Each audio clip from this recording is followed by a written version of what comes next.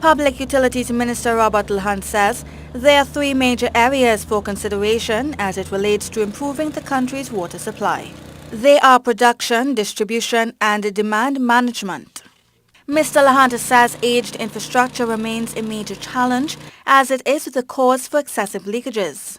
And with a growing population, he says more wells are needed to close the gap between supply and demand. There is really a big gap between supply and demand.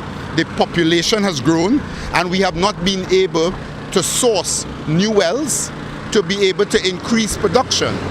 And then again, WASA themselves have their own internal issues and their own financial constraints. So the maintenance of some of these wells haven't been optimal. Referencing his recent trip to Sweden where he participated in World Water Week, Minister Hunte says he has sought the help of international agencies to implement advanced water technology. And we are looking at utilizing the services of some of these agencies, the IDB, in using some up-to-date technology, international technology via satellites to help us to identify some of these leaks. Some of these things are coming in via grant funding and therefore that will help us. And while he says he's fully cognizant the ministry and by extension WASA must lead the charge, he believes that there also needs to be a mindset switch in how citizens regard water.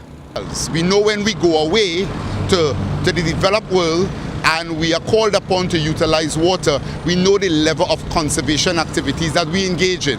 And we know when we come back here how we wash wares, how we wash our clothes, how we, conservation is not something that you could just use or you could just practice 6 months of the year. It is something that we have to help change, a cultural change. Janine Browne, TTT News.